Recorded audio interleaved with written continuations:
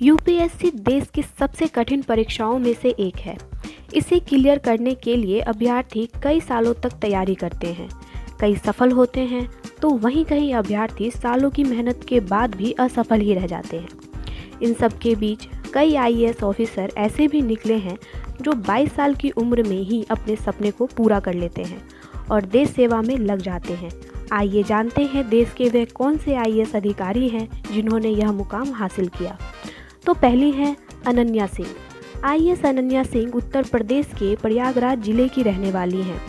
प्रयागराज से ही स्कूली शिक्षा प्राप्त करने के बाद उन्होंने 10वीं में 96% और 12वीं में 98.25% अंक हासिल किए।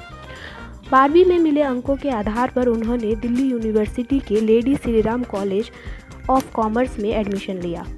यहाँ से इकोनॉमिक्स ऑनर्स में ग्रेजुएशन करने के बाद उन्होंने 1 साल तक यूपीएससी की तैयारी की और 2019 एग्ज़ाम में दिए पहले ही अटेम्प्ट में AIR 51 हासिल कर ली।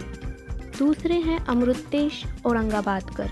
महाराष्ट्र के पुणे शहर के निवासी अमृतेश औरंगाबादकर के पिता ग्राउंड वाटर सर्वे डिपार्टमेंट में काम करते थे। पिता को ईमानदारी से काम करता देख अमृतेश भी देश सेवा करने के लिए इंस्पायर हुए। उन्होंने 2011 में यूपीएससी एग्ज़ाम दिया और पहले ही अटेम्प्ट में AIR 10 हासिल कर अपना सपना पूरा किया। तीसरी है टीना डाबी। सबसे कम उम्र में यूपीएससी एग्ज़ाम क्लियर करने वाली टीना डाबी अक्सर सुर्खियों में बनी रहती हैं। 20 साल में ग्रेजुएशन करने के बाद टीना ने 2 साल तक तैयारी की और 2015 यूपीएससी एग्ज़ाम टॉप कर आईएएस बनी। वह अपनी सफलता का श्रेय अपनी मां को देती हैं। चौथी है स्वाति मीना। राजस्थान में जन्मी स्वाति मीना ने अजमेर से अपनी स्कूली पढ़ाई की। उनकी मां पेट्रोल पंप चलाती हैं। 8वीं कक्षा के दौरान उन्होंने अपनी मौसी के अधिकारी बनने के बाद खुद भी अधिकारी बनने का सपना देखा। 2007 में यूपीएससी एग्ज़ाम देकर उन्होंने AIR 260 हासिल किया। 5वें हैं रोमन सैनी। टीना डाबी से पहले राजस्थान के जयपुर शहर के रहने वाले रोमन सैनी देश के सबसे युवा आईएएस अधिकारी बने थे।